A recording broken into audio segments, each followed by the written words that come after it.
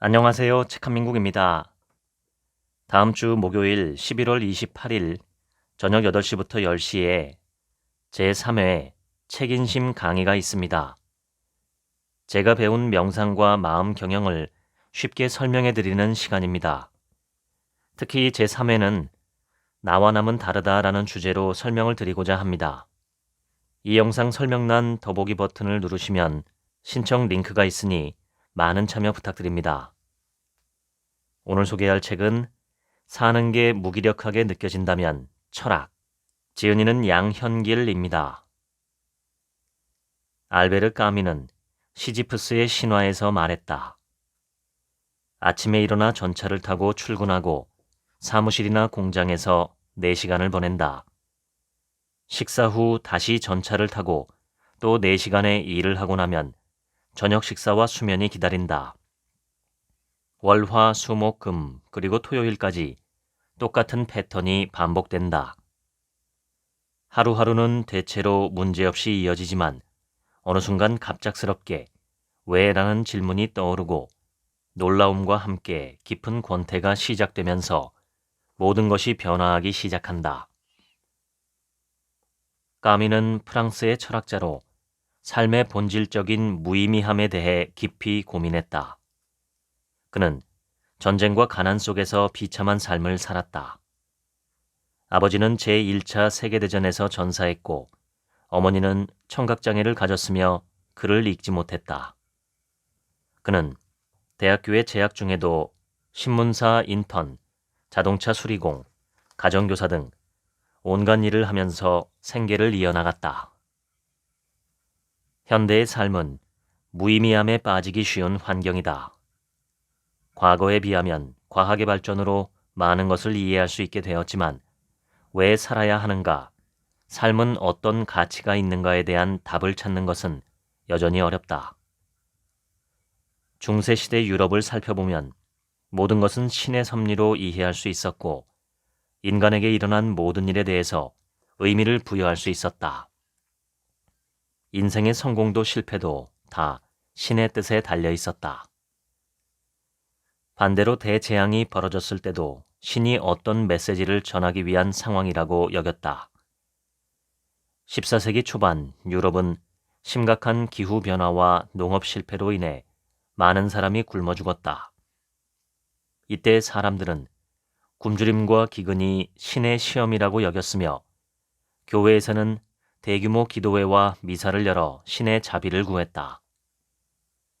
이렇게 과거에는 인생의 성공과 실패 그리고 죽음조차 모두 신의 뜻에 달려 있다고 믿었기 때문에 어떤 일이 벌어져도 신에게 도움을 구하거나 신에게 감사하면 되었다. 하지만 신의 존재에 대한 의미가 희미해진 현대 사회에서는 성공도 실패도 모두 나 자신의 성취요, 내 책임이다. 신을 대신한 개인주의, 능력주의는 인간이 삶의 의미를 스스로 찾아야 하는 환경이 되었다. 게다가 현대 사회에서의 죽음이란 삶의 무의미함을 부추기는 도구가 되었다. 삶을 열심히 살았다고 해도 죽으면 모든 것에 대한 의미가 사라진다고 생각하기 때문이다. 카미는 시지프스의 신화에서 말했다. 부조리는 인간의 요구와 세계의 불합리한 침묵이 만났을 때 생겨난다. 세계는 불안에 휩싸인 인간에게 아무 응답도 주지 않는다. 인간은 계속해서 이 세계에서 어떤 의미를 찾으려 하지만 이 세상에 의미가 없다는 사실을 깨닫는 상태가 바로 부조리다. 인간은 모든 것이 명확하고 논리적으로 설명할 수 있을 때 안정감을 느끼지만 아무리 노력해도 도저히 이해되지 않을 때 불안감을 느낀다. 그래서 인간은 이 세상을 조금이라도 더 이해하기 위해 공통된 답을 스스로 만들었다. 그중 하나가 과학이고 여러 가지 학문이다. 인간은 세상을 살아가다가 이해되지 않는 일을 만나면 낯설음을 느낀다. 내 삶의 의미와 가치를 전혀 납득할 수 없을 때 이 세상은 갑자기 나에게 낯선 세상이 되어버린다. 카미는 시지프스의 신화에서 깨닫는 그 순간에 대해 이렇게 말했다. 세상은 합리적이지 않다. 그러나 내가 합리적이라고 느끼는 것은 세상에서 무의미한 것들을 깨닫기 시작하는 순간이다. 세상이 무의미하다는 카미의 말이 사실이라면 나는 어떻게 살아야 할까? 카미는 반항하는 인간이 되어야 한다라고 말했다. 삶의 의미가 없더라도 삶을 살아가겠다고 다짐하는 것이 바로 반항하는 인간이 되는 방법이다. 반항적인 인간은 매 순간마다 삶의 의미를 생각하면서 왜 살아야 하는지를 끊임없이 고민하고 죽음을 의식하며 살아내는 사람이다. 반항하는 인간이 되기 위해서는 항상 의식이 깨어있는 삶을 살아야 한다. 삶의 의미가 없을 수도 있다는 현실을 그대로 바라보면서 최선을 다해 살아가는 것이다. 중요한 것은 삶을 살아가는 이유가 아니라 삶 그 자체다. 카미는 반항은 인간이 자신에게 끊임없이 현존함을 뜻한다 라고 말했다. 카미는 만약 우리가 아무것도 믿지 않는다면, 만약 어떤 것도 아무런 의미가 없다면, 만약 우리가 어떤 가치도 긍정할 수 없다면 무엇이든 다 가능하게 되고 그 어떤 중요한 것은 없게 된다라고 강조했다. 무의미한 세상에서 역설적으로 인간은 더 자유로워질 수 있다는 것이다. 카미는 말했다. 나는 반항한다. 그렇기에 나는 존재한다. 내가 중요하다고 믿고 살아왔던 가치에 대해 집착할 필요가 없다. 가장 중요한 것은 가치에 대한 의미가 아니라 내 삶 그 자체이기 때문이다. 삶에서 아무런 의미를 느낄 수 없다고 해서 그 삶이 살아갈 가치가 없는 것은 아니다. 지금 나는 살아있고 그 사실이 제일 중요하다. 윌리엄 제임스는 심리학의 아버지라고 불리는 미국의 철학자다. 특히 의식, 감정, 의지 등에 대한 제임스의 연구는 오늘날까지도 심리학에서 중요한 주제로 남아있다. 제임스는 1895년 삶은 살만한 가치가 있는 걸까? 라는 논문을 발표했다. 삶이 특별한 이슈 없이 흘러가고 있다면 대다수 사람들은 삶은 충분히 살아갈 가치가 있다고 말할 것이다. 하지만 인생에서 고통의 끝자락에 서 있다면 어떨까? 위태로운 상황 속에서도 자신 있게 지금 내 인생은 살아갈 가치가 충분히 있다고 말할 수 있을까? 제임스는 충분히 그럴 수 있다고 말했다. 오히려 고통이나 고난은 삶에 대한 열정을 강화시킬 수도 있다고 말했다. 제임스는 삶은 살만한 가치가 있는 걸까에서 이렇게 말했다. 사람들의 주인인 신이 언제 어디서든 우리와 함께 있다고 믿으며 그분과 소통하기를 바란다. 그러나 세계에서 나타나는 신의 속성은 우리의 기대와 충돌한다. 이 모순으로 인해 우리는 삶 속에서 죽음을 느끼고 혼란에 빠지게 된다. 제임스는 우상, 즉 사람들이 신적인 존재로 추앙하는 것들이 삶을 무의미하게 느끼게 만든다고 말했다. 여기서 말하는 신은 종교적인 신뿐만 아니라 신의 역할을 하는 다양한 것들이 모두 포함된다. 우리의 삶에 대한 미련이 무너지고 무의미함을 느끼는 이유는 우상에 대한 기대와 좌절 때문이다. 여기서 핵심은 믿음의 좌절이다. 믿음의 좌절은 삶의 방향성을 상실하게 하고 인생의 가치들이 모두 무너지는 것을 의미하기 때문이다. 삶의 가치를 찾기 위해서는 어떻게 해야 할까? 제임스는 우상을 버려야 한다라고 말했다. 우상을 버려야 한다는 것은 나도 모르게 지나치게 의미를 부여하는 것들에 더 이상 큰 가치를 두지 않기 위해 노력해야 한다는 의미를 갖고 있다. 나에게 일어나는 일들은 좋거나 나쁜 일이 아니라 그냥 일어난 일일 뿐이다. 대상에 대한 희망이나 믿음이 지나치게 클 경우 마치 신처럼 떠받드는 것들이 바로 우상이고 그것은 우리가 버려야 하는 대상이다. 그렇게 인간은 끊임없이 자기만의 우상을 만들고 좌절하고 불행해야 한다. 아마 대부분의 경우가 돈, 명예, 사회적 지위 등일 것이다. 이런 대상에 대한 숭배를 그만두어야 한다. 삶이 살 가치가 있다고 믿어라. 그러면 그 믿음이 그 사실을 만들어낼 것이다. 제임스는 말했다. 나의 삶을 움직이는 것은 결국 나의 믿음이다. 삶의 의미라는 것은 내가 무엇을 가졌고 객관적으로 어떤 사람인가에 달려있는 게 아니라 내가 삶을 어떻게 받아들이고 믿느냐에 따라 형성되는 것이다. 인생은 확실한 상황보다 불확실한 상황이 더 많다. 불확실한 인생의 과정 속에서 내 삶이 가치가 있고 내 삶은 살아갈 의미가 충분히 있다고 믿는다면 삶은 더 잘 살아갈 가능성이 높아진다. 제임스는 삶의 의미라는 것은 누구에게나 주어지는 선물이다 라고 말했다. 특별히 무언가를 하지 않아도 이 세상을 살아가면서 삶의 의미를 믿고 받아들이면서 인생 자체를 즐기면 삶의 의미는 저절로 따라온다. 지금 내 눈앞에 보이는 것, 들리는 것, 맛보는 것, 이 모든 것들에 삶의 가치는 구석구석 숨어 있다. 다만 내가 그것을 믿지 않기 때문에 보이지 않았던 것이다.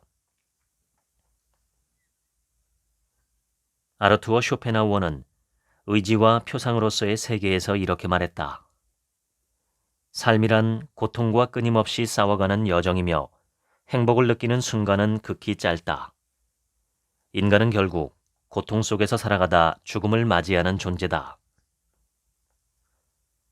인간의 삶은 고통과 결핍으로 가득 차 있다.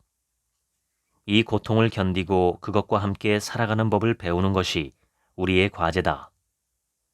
만족과 평온은 잠시뿐이며 인간의 의지는 끊임없이 새로운 욕망을 만들어낸다. 쇼펜하우어가 갈파했듯이 욕망은 밑빠진 독에 물을 붓는 것 마냥 충족되지 않는다. 충족하기 어려운 끝없는 욕망은 인간의 삶을 고통과 권태에 시달리게 하고 결국 불행하게 만든다. 권태로움은 삶을 공허하게 한다. 욕망이 충족되면 권태로움이 삶을 더욱 허무하게 만들며 이런 상태에서 인간은 도박과 다툼 등 다양한 자극을 추구하게 된다. 욕망이 충족되면 권태가 찾아오고 욕망이 부족하면 결핍이 온다. 결국 인생은 불행할 수밖에 없는 것이다. 우리가 살고 있는 시대는 인류 역사상 가장 풍요로운 시대다. 하지만 1990년에서 2017년 사이 전 세계에서 우울증 건수가 50%나 증가했다는 통계가 있다. 먹고 사는 문제가 해결되고 경제적으로 풍족해졌지만 사람들은 더 우울하고 권태로움을 느끼게 되었다. 그리고 온갖 자극적인 것들로 시간을 채우게 되었다. 사람들은 삶이 그저 편안하고 아무 일도 일어나지 않기를 바라지만 고난과 고통이 나의 인생에서 귀중한 이야기를 만들어낸다는 것을 잊지 말아야 한다. 무언가를 배우고 성장하는 과정은 힘들겠지만 그 결과로 얻게 되는 진정한 즐거움과 만족은 어떤 것보다 가치가 있다.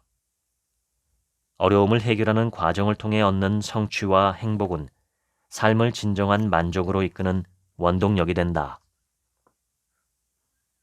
쇼펜하우어는 말했다. 각자가 사는 세상은 그들이 그것을 어떻게 인식하느냐, 즉 그들의 사고방식에 크게 달려있다. 우리는 객관적인 세계와 주관적인 세계에서 살아가고 있다. 행복을 결정하는 것은 주관적인 세계다. 사람들은 똑같은 환경에 처해도 모두 다르게 판단하고 다르게 행동한다. 행복은 결국 나의 내면인 주관적인 세계에 달려 있다. 모두의 인생이 고통으로 가득하더라도 어떠한 관점으로 바라보는가에 따라서 전혀 다른 인생이 만들어진다. 인간의 행복이나 삶 전체의 근본적인 것은 인간의 내부에 존재하며 모든 것은 인간의 내부에서 일어난다. 기쁨을 느끼는 것도 불쾌감이나 부정적인 감정을 느끼는 것도 모두 나의 내부에서 일어난다.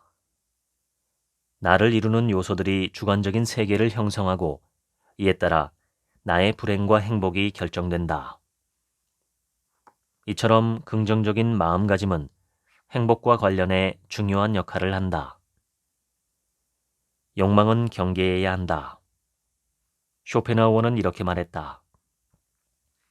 마음 편히 살기 위해서는 별로 중요하지 않은 일에 대해 너무 큰 희망을 품거나 지나치게 두려워하지 말아야 한다.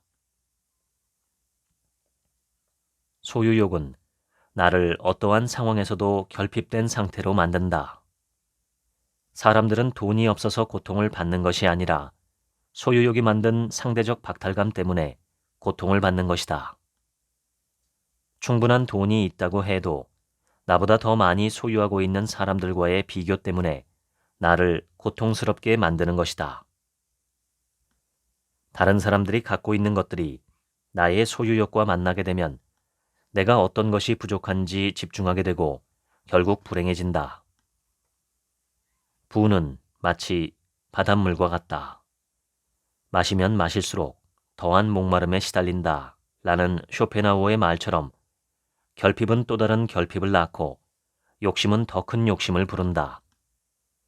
얻고자 하는 마음과 원하는 마음은 결국 더 큰 소유욕을 부추길 뿐이다. 인간은 다른 사람들이 자신을 어떻게 평가하는지에 지나치게 신경을 쓰는 경향이 있다. 하지만 타인의 견해가 나의 행복에 절대적인 도움이 되지는 않는다. 칭찬에 의한 기쁨은 행복의 본질이 아니다. 다시 말해 행복을 결정하는 것은 내가 누구인지와 같은 나만의 세계다. 이것은 나만의 재산이다.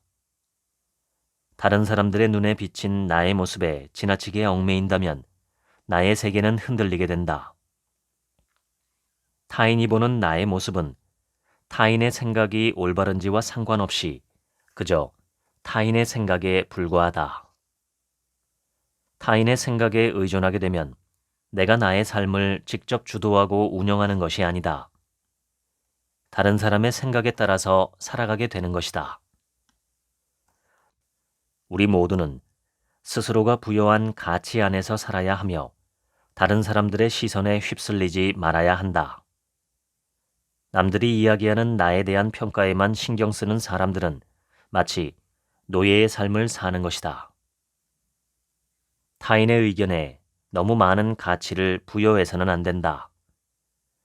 내가 가지고 있는 걱정과 두려움의 절반은 다른 사람들의 평가에서 비롯된다. 다른 사람들의 평가에서 벗어나면 마음이 평온해지고 더 나은 인생을 즐길 수 있다. 결국 인생은 고통이지만 내가 욕망과 고통을 어떻게 다루는가에 따라서 인생은 다른 양상으로 전개된다. 내가 하기 나름에 따라 삶은 고통으로 가득한 지옥이 될 수도 있고 아름다움으로 가득한 천국이 될 수도 있다. 중요한 것은 나의 내면에 있는 주관적인 세계다. 스토아 철학자 마르쿠스 아우렐리우스는 로마의 최전성기를 이끈 5명의 황제 중 한 명이다. 그는 게르만족과의 전쟁 한복판에서 막사에 앉아 펜을 들었다. 그때 탄생한 것이 명상록이다. 아우렐리우스는 권력 앞에 초연했으며 무절제, 분노, 증오 등 다양한 감정이 자신을 괴롭히는 것을 평생 동안 경계하면서 살았다. 명상록은 아우렐리우스에게 닥쳤던 수많은 고난을 이겨내는 과정 중에 탄생한 철학적 사유며 삶의 기술들을 기록한 책이다. 아우렐리우스는 나를 괴롭히는 것은 문제 자체가 아니라 이 문제에 대해 내가 어떻게 생각하고 판단하는지에 달려 있다고 말했다. 어떤 외부 환경이나 상황 때문에 고통받는다면 우리를 괴롭히는 것은 상황이 아니라 그에 대한 판단이며 괴로움을 없애는 것은 우리의 판단에 달려 있다. 이것은 신경과학적으로 검증된 내용으로 현대 인지심리치료의 핵심 내용이기도 하다. 우리에게 발생하는 일의 가치는 언제나 중립적이다. 다만 어떻게 해석하고 판단하는가에 따라 좋은 일이 되기도 하고 나쁜 일이 되기도 한다. 가끔 일이 잘 풀리지 않을 때는 내가 선택했던 것들을 후회하며 자책할 때가 있다. 그러면 인생의 패배자가 된 것 같아 위축되고 좌절하기도 한다. 하지만 이런 생각들은 사실이 아니다. 모두 다 스스로가 만든 생각일 뿐이며 나를 괴롭게 만드는 망상일 뿐이다. 즉, 내가 판단한 나는 패배자라는 생각 때문에 괴로운 것이지 실제로 풀리지 않은 일 때문에 괴로운 것은 아니다. 나를 갉아먹는 잘못된 생각이 인생에서 막대한 손해를 일으킨다. 내가 생각하는 것들은 이처럼 내 삶에 막대한 영향을 미친다. 아우렐리우스는 명상록에서 말했다. 삶과 죽음, 명예와 치욕, 고통과 즐거움, 부유함과 가난함. 이러한 일들은 선한 사람이나 악한 사람 모두에게 똑같이 찾아오며 그 자체로는 고귀한 것도 수치스러운 것도 아니다. 따라서 이 모든 것들은 본질적으로 좋지도 나쁘지도 않다. 지금 느끼는 감정이나 기분, 그리고 쌓여가는 경험들을 스스로 창조할 수 있다는 것은 결국 내 인생의 주도권은 나 자신에게 달려있다는 의미가 된다. 외적인 것들을 있는 그대로 바라보아야 한다. 아우렐리우스는 명예나 직위가 높고 돈이 많다고 해서 지나치게 의미를 부여해서는 안 된다라고 강조했다. 눈에 보이는 외적인 것에 집착하고 외적인 것이 중요하다고 판단할수록 삶은 고요한 날 없이 늘 흔들리게 된다.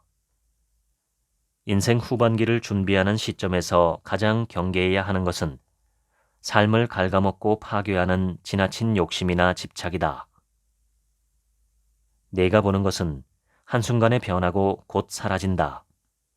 내가 이미 얼마나 많은 변화를 목격했는지 기억해라. 세상은 끊임없이 변하며 삶은 오직 내가 그것을 어떻게 바라보는가에 달려있다. 라는 아우렐리우스의 말은 나이가 들어갈수록 더욱 묵직하게 다가온다. 아우렐리우스는 명상록에서 말했다. 존재하는 모든 것과 존재할 것들이 얼마나 빠르게 사라지는지 자주 생각해보라. 모든 물질은 끊임없이 흐르는 강과 같아서 그 활동과 원인은 계속 변화한다. 거의 모든 것은 고정되어 있지 않다. 우리는 이미 지나간 것들과 앞으로 올 것들 사이에 서 있고 그 모든 것이 쉬면 속으로 사라진다. 이러한 이유로 불안해하거나 흥분하며 그것들이 영원할 것처럼 여기는 것은 어리석은 일이 아닌가. 결국 모든 필멸하는 존재의 삶이 얼마나 짧고 하찮은지 잊지 말아야 한다. 어제는 점액 덩어리에 불과했던 것이 내일은 미라나 재로 변할 것이다. 명성과 그 밖의 모든 것들이 사실 아무런 가치가 없다는 것을 깨달아라. 나에게 주어진 것은 오직 지금 이 순간뿐이다. 하루하루를 인생의 마지막 날처럼 살아라. 흥분하지 않고 무관심해지지도 않으며 가식 없이 살아가는 것. 이것이 인격의 완성이다. 인생 전반기를 마치고 후반기를 준비하는 시점에서 필요한 것은 삶에 대한 관점이다.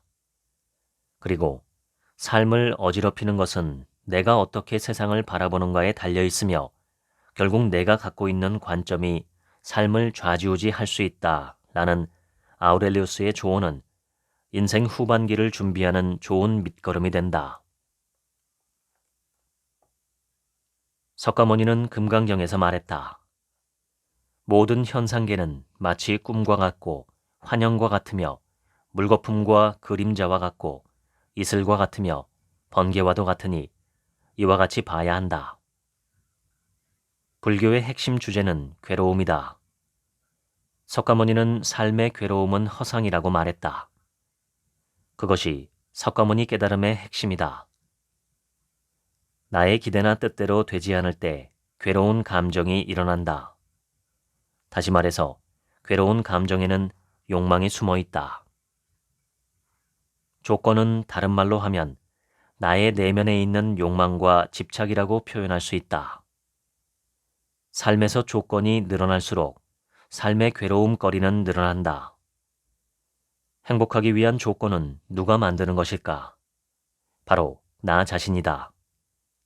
내 삶이 더 괴로워질 수밖에 없도록 내가 만드는 것이다.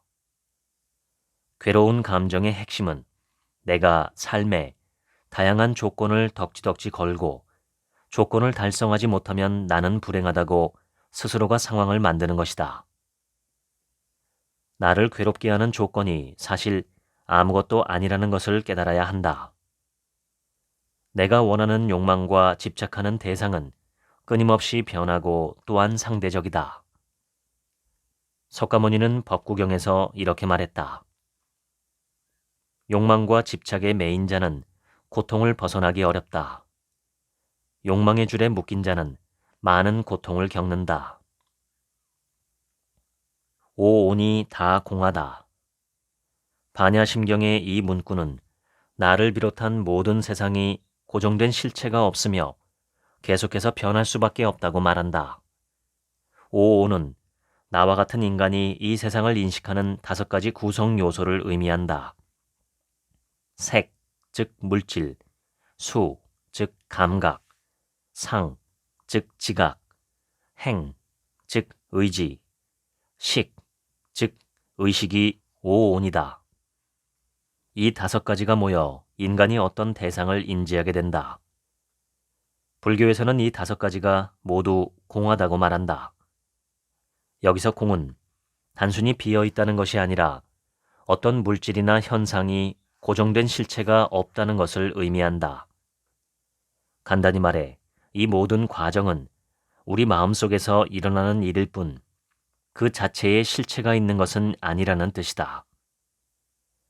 나의 모든 감각과 경험은 고정된 실체가 없으며 오직 나의 인식과 반응에 의해 존재하는 것임을 알 수 있다. 삶에는 정답이 없다. 그러나 우리는 매 순간 정답을 찾으려고 한다. 모든 것은 내 마음이 만드는 생각에 불과하다. 주의해야 할 것은 정해진 것이 없다고 모든 것이 무의미하고 아무 가치가 없다는 뜻은 아니라는 것이다. 오히려 그 반대다.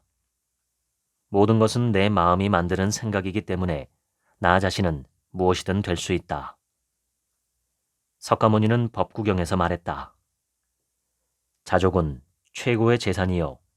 믿음은 최선의 친구며 열반은 최고의 행복이다. 행복은 이미 내 안에 있다. 하지만 나는 내 안의 행복을 보지 못하고 항상 다른 곳을 바라보며 조건을 만들면서 지금 내 현실은 불행하다고 생각한다. 석가모니는 깨달음을 얻은 뒤에 다 떨어진 옷을 입고 맨발로 남의 집에서 밥을 얻어먹고 나무 밑에서 잠을 자는 삶을 살았지만 괴로워하지 않았다. 오히려 궁궐을 소유하고 좋은 마차를 타고 온갖 보석을 가지고 많은 후궁을 거느렸던 왕들이 석가모니를 찾아가서 삶의 괴로움을 토로하며 설법을 듣고 돌아갔다. 결국 왕들은 모두 석가모니의 제자가 되었다. 불교에서는 삶이 무슨 이유로 괴로운지를 고민하는 사람에게 삶은 본래 괴로울 일이 없다는 것을 이야기한다. 바로 이것이 석가모니 깨달음의 핵심이다. 내 안의 깨달음은 다음과 같은 4가지 단계를 통해 얻을 수 있다. 1단계는 신뢰가 있어야 한다. 석가모니가 말하는 깨달음의 원리가 진짜라는 것에 대한 믿음이 있어야 한다. 2단계는 이해로, 모르는 것을 지식적으로 아는 단계다. 나의 모든 괴로움은 내가 만들어냈다는 것을 스스로 인식하는 것이다. 3단계는 실행이다. 내가 이해한 깨달음을 삶에 적용하는 것이다. 깨달음을 실행하고 인생에 쌓이게 되면 도달하는 단계가 바로 4단계인 깨달음이다. 깨달음의 증거는 삶의 변화다. 내 삶에 용서, 사랑, 자유, 평온, 고요함 등의 변화가 찾아오게 된다. 그것이 바로 깨달음이다. 칼 융은 현대인의 영혼 탐구에서 이렇게 말했다. 우리는 삶의 아침의 계획에 따라 삶의 오후를 살 수 없다. 아침에 위대했던 것은 저녁에는 사소해질 것이며 아침에 진리였던 것이 저녁에는 거짓이 될 것이다. 중년기의 무력감에 대한 융의 해결책을 한 문장으로 요약하면 이렇다. 당신의 의식과 무의식은 서로 원활히 소통하며 전체를 이루어야 심리적으로 건강하고 성숙해진다. 융은 인간에게 의식과 무의식이 존재한다고 생각했다. 의식과 무의식에 있는 수많은 존재들의 소통이 원활하지 않고 간혹 일부 존재가 너무 커지면 정신적으로 문제가 생길 수 있다는 것이 융의 주장이다. 융은 원형과 집단 무의식에서 페르소나에 대해 이렇게 말했다. 페르소나는 실제로 자신이 아닌 것, 그러나 자신과 다른 사람들이 자신이 그러하다고 생각하는 것이다. 사회가 요구하는 조건이 나의 성향과 전혀 다르더라도 조직에서 원활하게 지내야 하고 경제적인 보상도 받아야 하기 때문에 무의식적으로 따르게 된다. 이처럼 외부에 보이는 나의 모습을 페르소나라고 부른다. 페르소나 덕분에 나는 쓸모있고 책임감도 강한 사람이 될 수 있다. 페르소나 덕분에 돈도 벌 수 있고 사람들과 상호작용하며 살아간다. 하지만 외부에 보이는 모습에만 지나치게 관심을 보이고 무의식 속에 있는 진짜 내 모습을 억압하게 되면 문제가 생긴다. 융은 40대 이전까지는 외부와 적극적으로 소통하며 페르소나가 형성되는 시기였다면 40대 이후부터는 내면의 나를 만나야 하는 시기다 라고 말했다. 나의 진짜 모습은 무의식 속에 있는데 이를 억압하고 무시하면 결국 사회에서 요구하는 의식 속의 내 모습만 남게 된다. 사회 속에 드러난 내가 나의 전부가 아니라는 것을 알아차렸다면 그 다음에는 내면의 나의 모습들과 대면해야 한다. 내면에서 가장 중요한 나의 모습은 그림자라는 존재다. 그림자는 무의식 속에 있다. 그림자는 과거의 괴로운 생각과 경험, 해결하지 못한 문제, 개인적인 갈등, 나만 알고 있는 도덕적 문제, 내가 별로라고 생각하는 나의 모습들이 살아왔던 시간 동안 축적되어서 무의식 속에 저장된 것이다. 그림자는 무의식 속에 숨겨진 또 다른 나의 모습이다. 내면의 무수한 문제들을 성숙하게 해결하기 위해서 그림자는 반드시 수용해야 한다. 그림자는 마치 동물의 야생 본능과도 같다. 사회와 가정에서 억눌렸던 모습들로 가득한 그림자를 나의 일부로 받아들여야만 한다. 융은 이렇게 말했다. 사람은 빛의 형상을 상상하는 것으로 깨달음을 얻지 않는다. 오히려 어둠을 의식함으로써 깨달음을 얻는다. 내가 성숙한 사람으로 성장하려면 반드시 그림자를 포용하는 과정이 필요하다. 우선 나의 그림자가 무엇인지를 파악해야 한다. 현대 심리학이 추천하는 방법으로 감정일기를 쓰는 것이 있다. 하루 동안 나에게 일어난 일에 대한 특히 부정적인 감정으로 대응한 지점에 대해 일기를 쓰는 것이다. 글이라는 도구를 사용한다면 무의식 속에 감추어져 있었던 나의 그림자의 실체를 볼 수 있게 된다. 현대 심리학에서 제안하는 대표적인 방법 중 하나로 ACT, 수용 전념 치료라는 방법론이 있다. ACT는 내 마음속에 불편한 감정을 억누르지 않고 받아들이면서 내가 중요하다고 생각하는 것을 향해 한 걸음씩 나아가도록 하는 방법이다. ACT는 다음과 같은 5단계로 진행된다. 1단계는 수용이다. 내면에서 일어나는 불편한 감정이나 내가 싫어하는 나의 모습들을 받아들여 본다. 이런 감정이나 부정적인 기억들을 억누르거나 없애려고 애쓰지 않고, 그래, 지금 이런 감정이 있구나. 그렇구나, 내가 실수를 했다. 내가 이러이러한 잘못을 했구나 하고 받아들이는 것을 연습한다. 2단계는 생각과 거리 두기이다.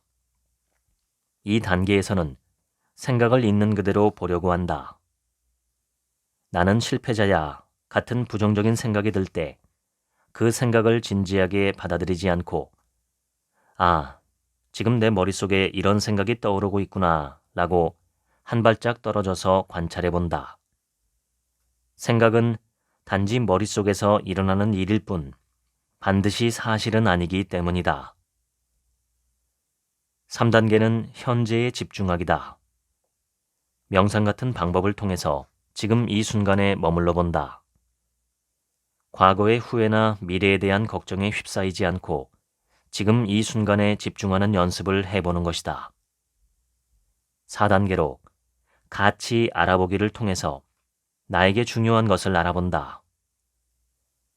나에게 소중하고 중요한 것은 무엇인지 생각해보고 이 가치들을 기준으로 어떻게 살아가고 싶은지를 결정하는 것이다.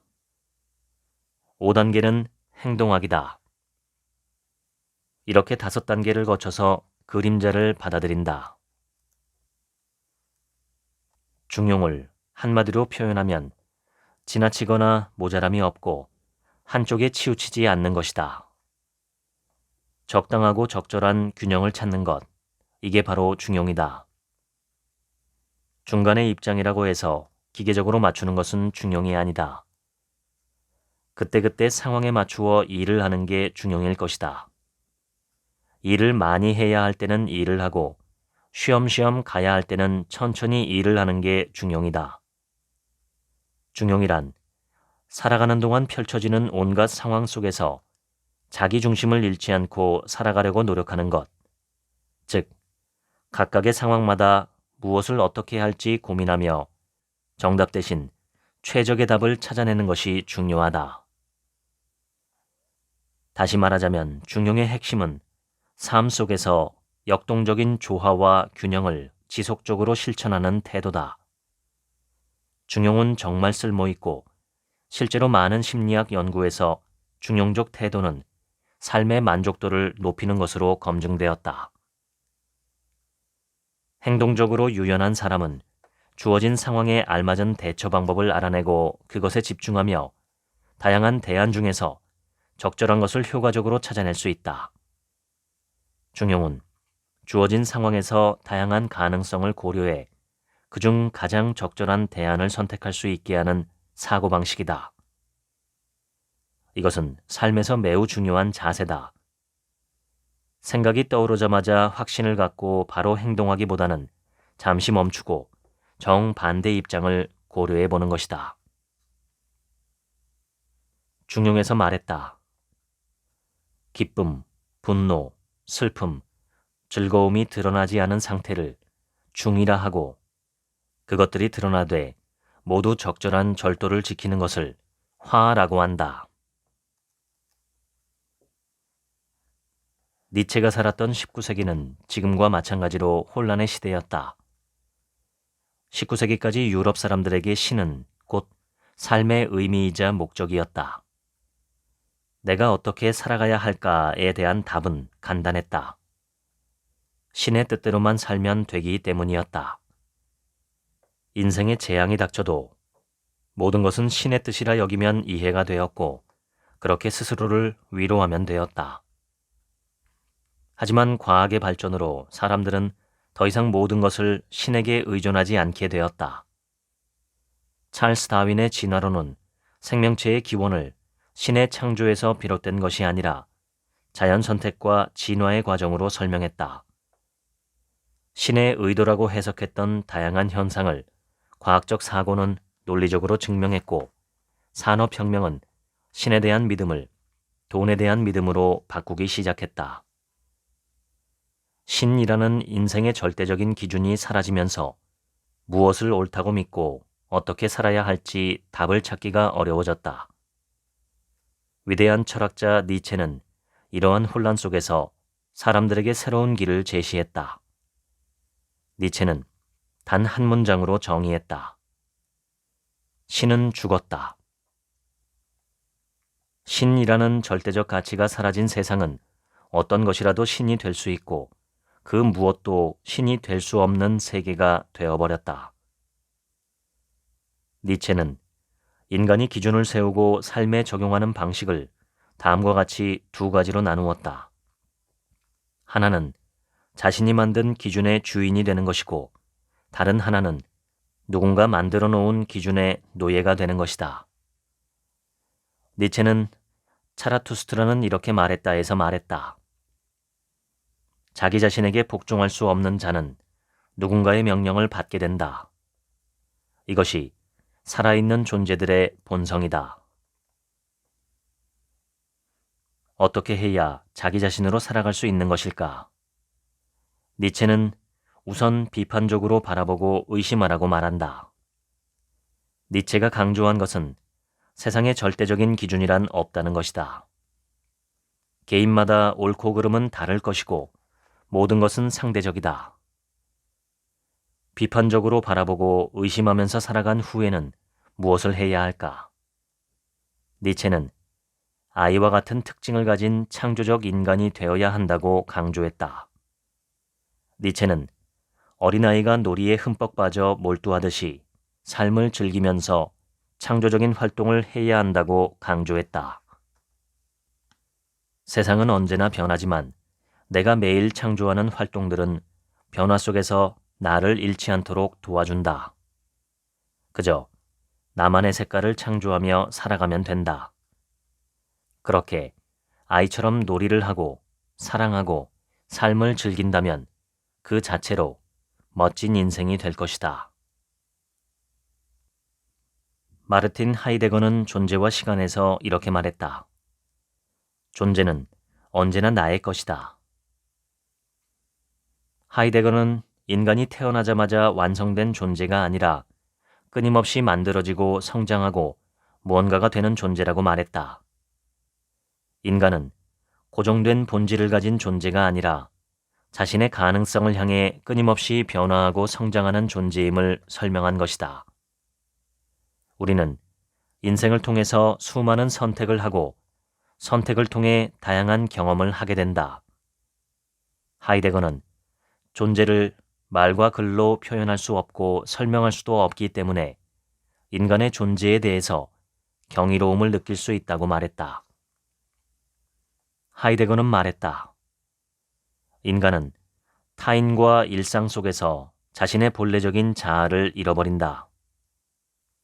하이데거는 타인을 의식하며 살아가는 삶이 과연 나만의 생각과 행동을 끌어가는 고유한 삶을 살아가고 있다고 말할 수 있는 것인지 의문을 던진다. 하이데거는 세상의 가치를 자신의 고유한 가능성으로 착각하면서 사는 삶의 방식을 비본래적인 실존이라고 말한다. 그리고 비본래적인 실존을 사는 사람은 진정한 의미로서의 나를 잃어버리고 세상의 가치에 스스로를 맞추는 사람이라는 의미에서 세상 속 인간 또는 세상 사람이라고 표현했다. 내가 생각하고 말하는 것들이 사실 내 안에 가득 차 있는 다른 사람들의 생각과 언어를 따라하고 있는 것이다.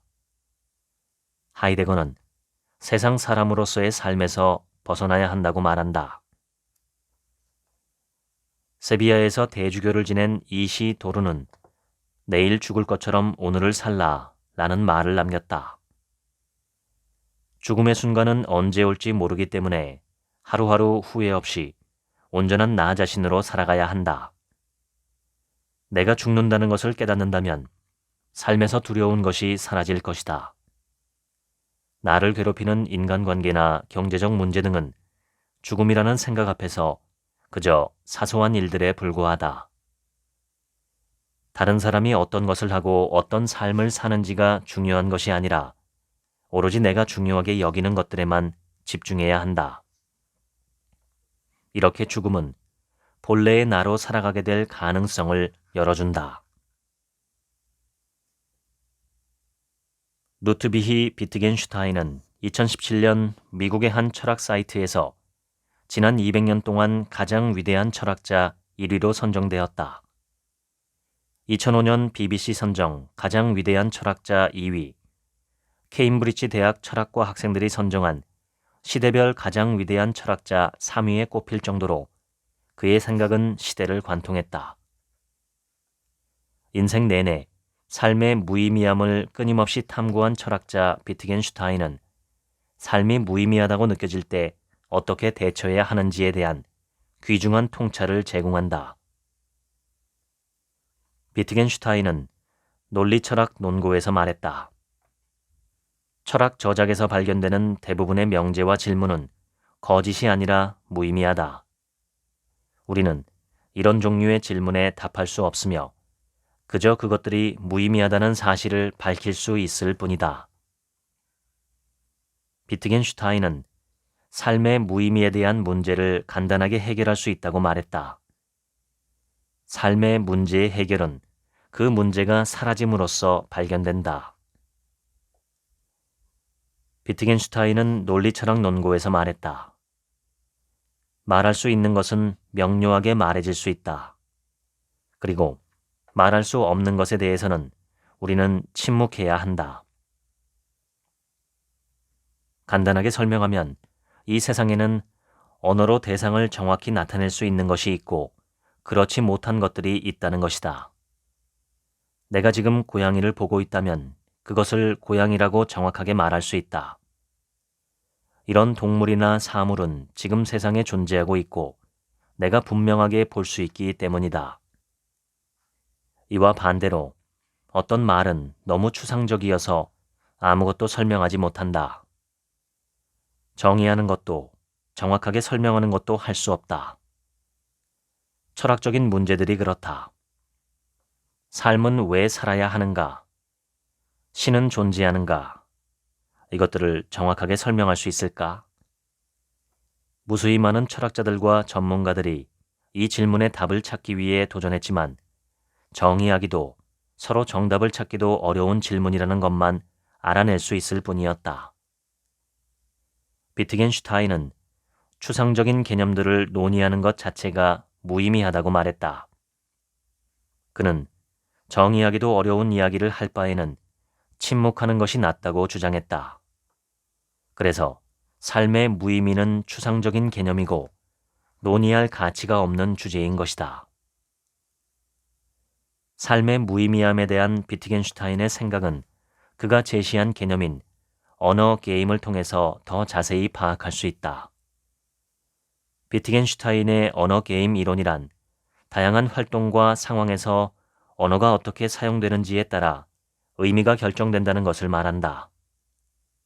언어라는 것은 단어 자체에 의미가 있는 것이 아니라 사회적 환경 아래에서 사용되는 방식에 따라서 그 의미가 결정된다. 언어 게임의 핵심은 특정 상황과 맥락에서 사용하는 언어의 규칙을 이해함으로써 그 의미를 파악하는 것이다.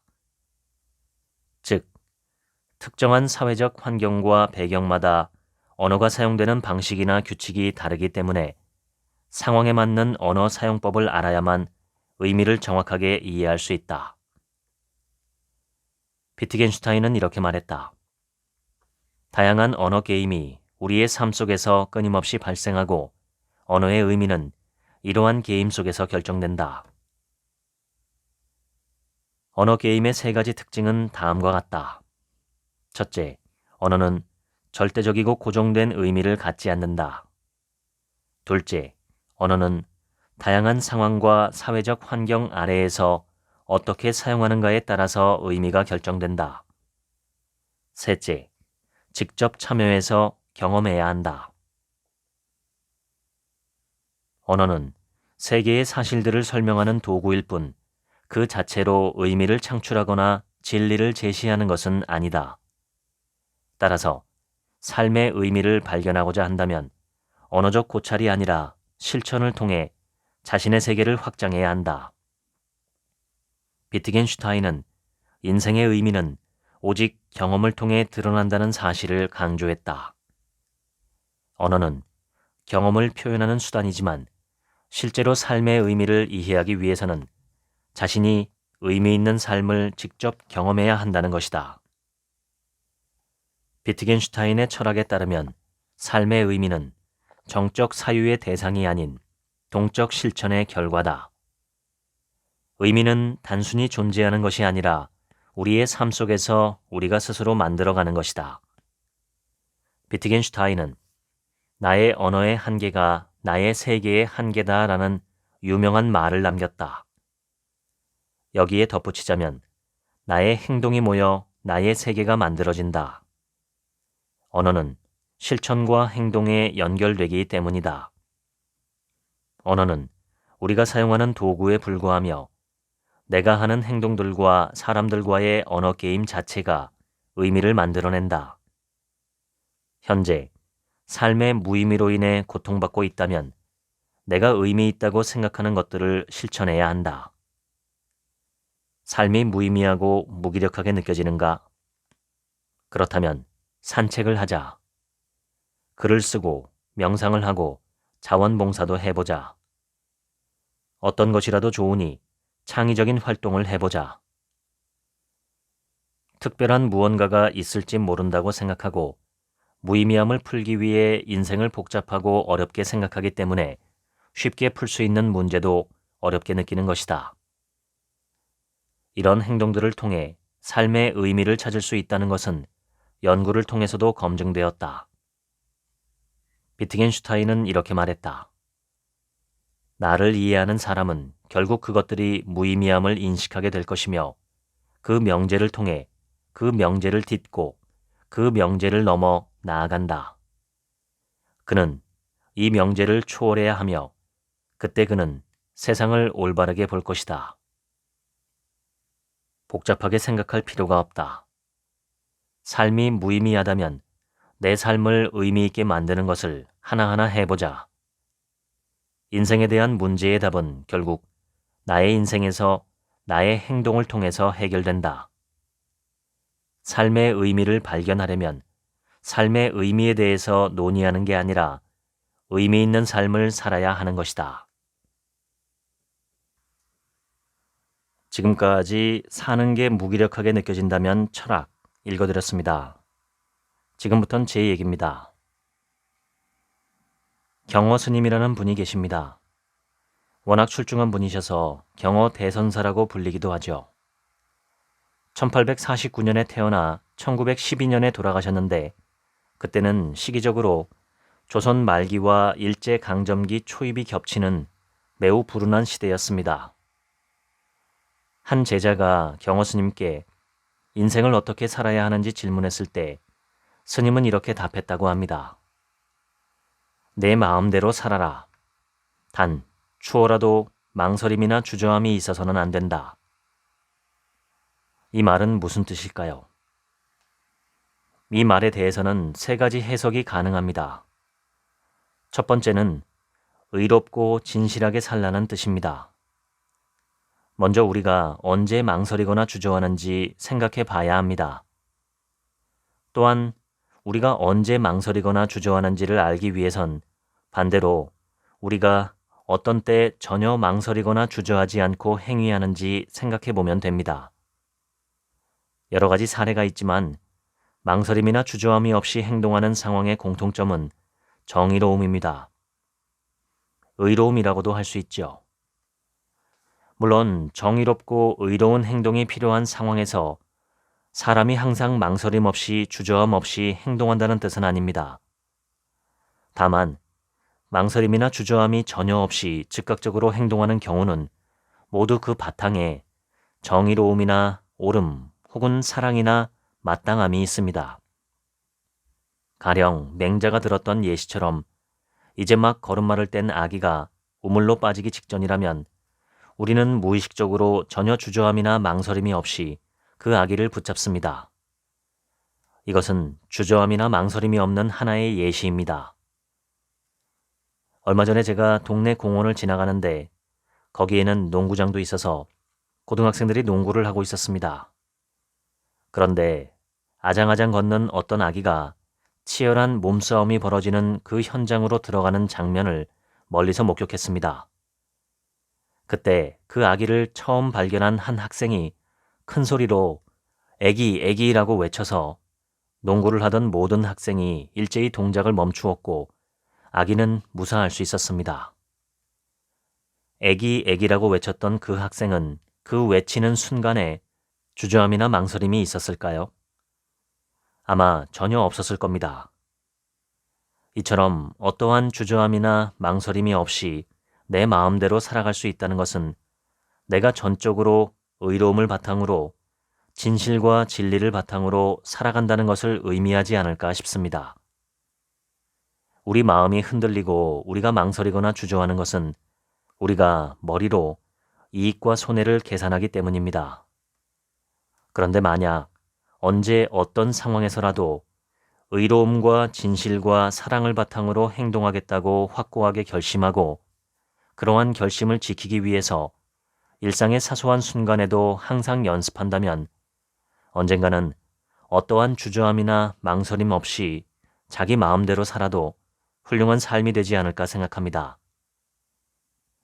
두 번째는 70세가 되어서는 마음대로 행해도 법도에 어긋남이 없었다는 공자님의 말처럼 완성된 인격을 바탕으로 거침없이 자유롭게 살아가는 삶을 뜻하는 것이 아닐까 싶습니다.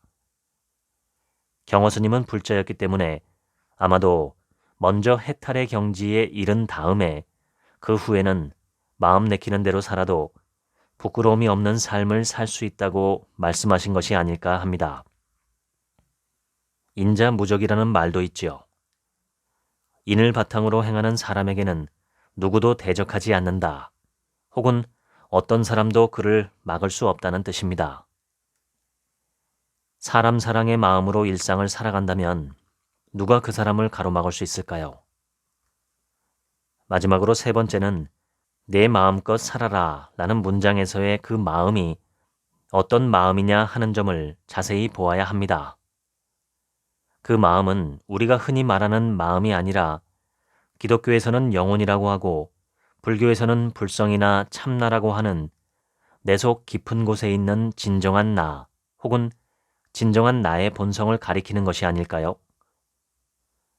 이러한 본성과 만나게 되고 하나 되는 것을 불교에서는 견성이라 하고 깨달았다고 합니다. 영혼의 삶이라고도 할 수 있겠습니다.